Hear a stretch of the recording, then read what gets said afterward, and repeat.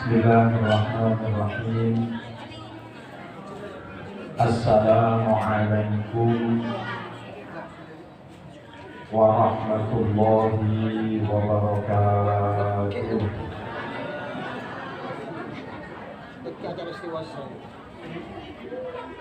Alhamdulillah, nahmaduhu wa nasta'inuhu wa nastaghfiruhu wa nastahdihi wa na'udzu billahi ta'ala min shururi anfusina wa min sayyiati a'malina. May yahdihillahu fala mudilla lahu wa may yudlil fala hadiya lahu. Asyhadu an la ilaha illallah wahdahu la syarika lah, khassana bi khairi kitabin unzil wa akramana bi khairi nabiyyin ursil wa atimma alaina ni'mati bi a'zami dini syariah.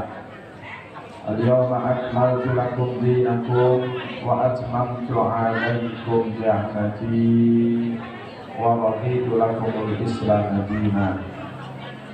Allahumma shalli ala sayyidina Muhammadin wa ala ali sayyidina Muhammadin. Amma ba'du. Hadratal muhtaramin, para alim, wabil khusus dumateng para pengurus Nahdlatul Ulama Kecamatan Muncar, ingkang tansah Allah ta'zimi Romo Yai Fakhruddin Manan,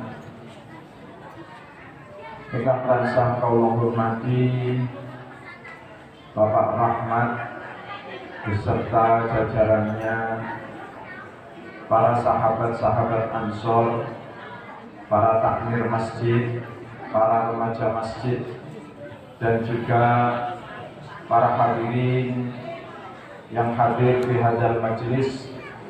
Semoga apa yang kita lakukan hari ini dicatat oleh Allah sebagai amal soleh. Semoga apa yang kita lakukan hari ini menjadi wasilah untuk dimudahkan semua urusan kita, baik urusan dunia maupun urusan akhirat. Salawat serta salam mugia kakunjuk dumateng baginda Nabi besar Muhammad sallallahu alaihi wasallam. Para hadirin ingkang tansah kula hormati, kita masih dalam suasana pandemi.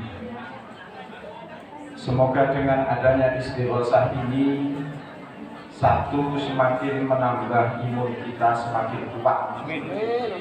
Karena kalau menghilangkan corona secara langsung kayaknya masih sulit menurut pemerintah.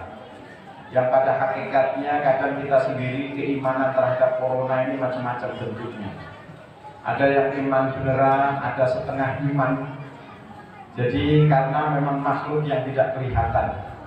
Tapi apapun kita, warga Nahdlatul Ulama diajarkan oleh para muassis bahwa kita harus taat kepada pemerintah. Maka keputusan pemerintah mengatakan bahwa hari ini masih pandemi.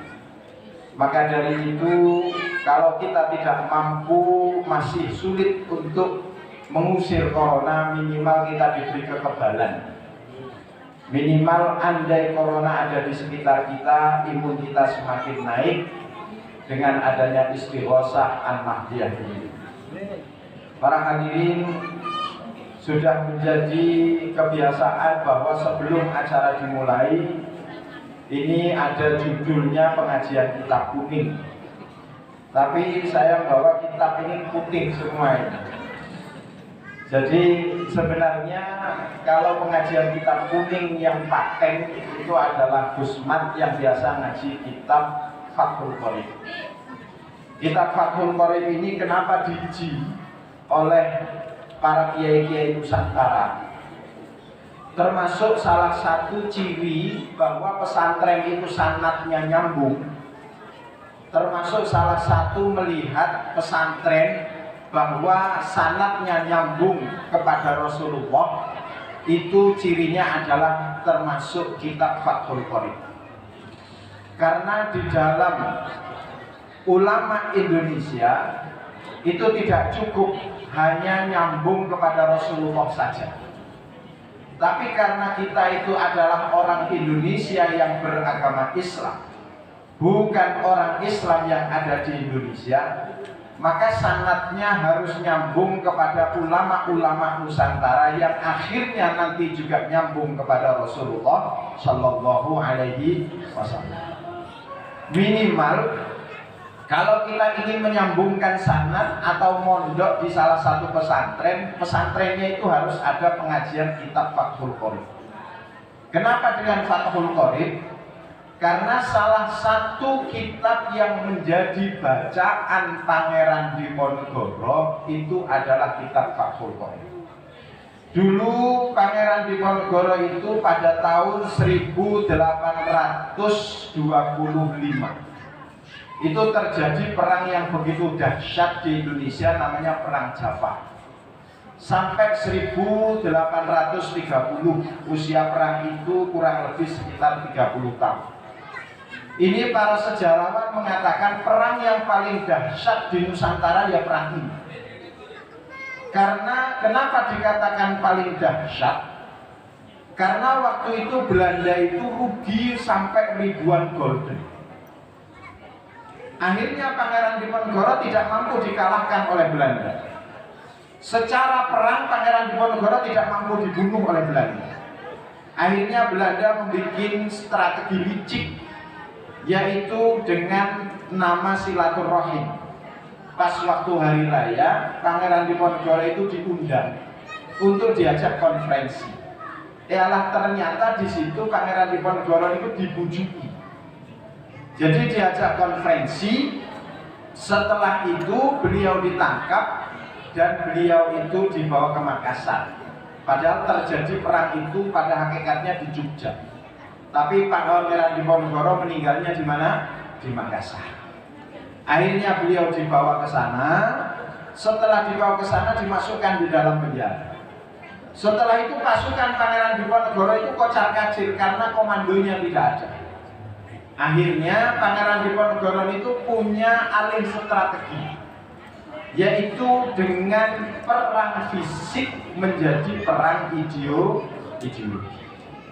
Apa itu perang ideologi? Perang melawan Belanda tapi tidak secara fisik tapi secara pemikiran. Makanya orang NU, orang Islam yang ada di Indonesia, meskipun dijajah Belanda sampai 350 tahun, hampir semua orang Indonesia itu jarang yang mampu bisa bahasa Belanda.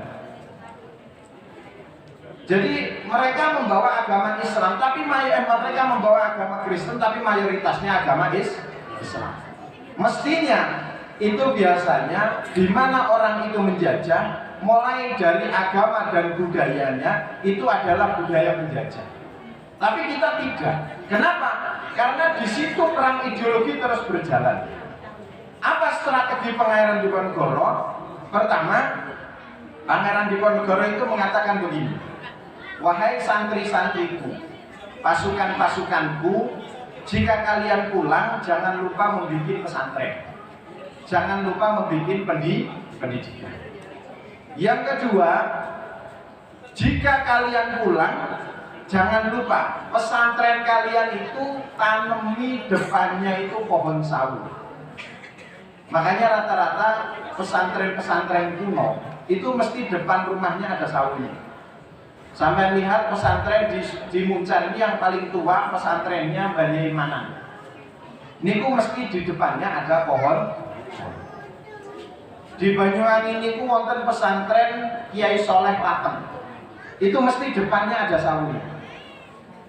Di Mbah Yai Harun Kota juga ada pesantren, itu mesti depannya ada pohon sawu.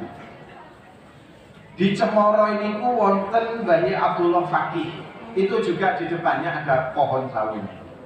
Lah kula niki ndamel pesantren 2010, nggak ngerti, semuanya pondok itu tak tanduri pohon pelem. Karena kula gak ngerti.